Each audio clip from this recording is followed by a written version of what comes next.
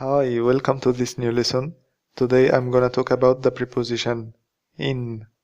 It can be used with many places because people can be in or inside places. For example, أنا في المطار. أنا في المطار. أنا في المطار. أنا في المطعم. أنا في المطعم. أنا في المطعم. أنا في المطعم.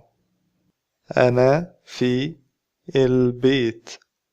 أنا في البيت. أنا في البيت. أنا في المستشفى. أنا في المستشفى. أنا في المستشفى. أنا في الشارع. أنا في الشارع. أنا في الشارع. When we speak fast, we don't pronounce the L in this sentence. أنا في الشارع. أنا في الشارع. أنا في الطريق. أنا في الطريق. أنا في الطريق. أنا في الطريق. الشاي في الكوباية. الشاي في الكوباية. الشاي في الكوباية. المية في الإزازة. المية في الإزازة. المية في الإزازة. The preposition in is also used with most of transportation means because people can be in or inside cars, buses, and so on. For example, هو في العربية. هو في العربية. هو في العربية. هو في العربية. هي في الطيارة. هي في الطيارة. هي في الطيارة. هي في الطيارة. هما في الأتوبيس. هما في الأتوبيس. هما في الأتوبيس. إحنا في المركب. إحنا في المركب. إحنا في المركب.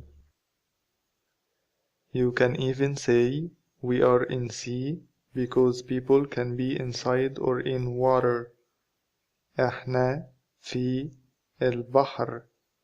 إحنا في البحر. إحنا في البحر.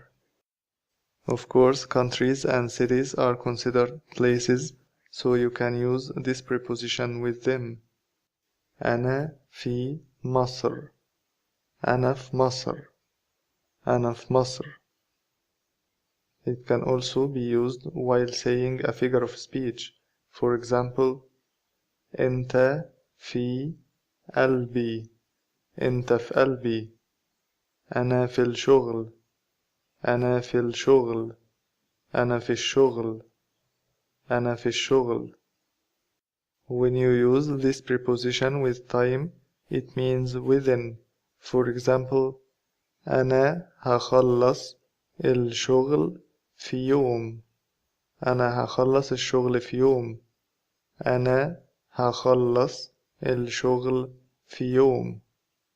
أنا هخلص الشغل في أسبوع.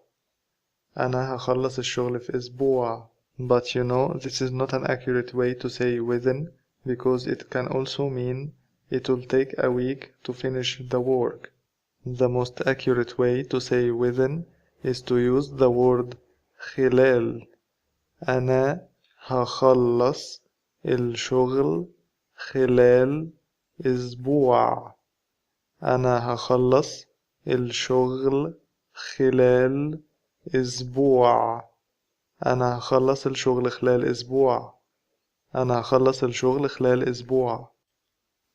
The preposition in can also be used with idioms and expressions. For example, في ثانية. في ثانية literally means it takes a second, but the meaning of this expression is that it can happen very fast. في ثانية في ثانية.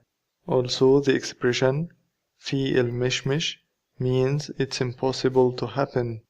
في المشمش في المشمش. This expression is used in embarrassing situations, so be careful when you use it. It can be used when you feel that someone is telling a lie. For example, when someone tells you, I'll give you $1 million, when you reply by saying في المشمش, it's like saying you are dreaming and it will never happen. في المشمش في المشمش. Thank you so much for watching this lesson. Take care.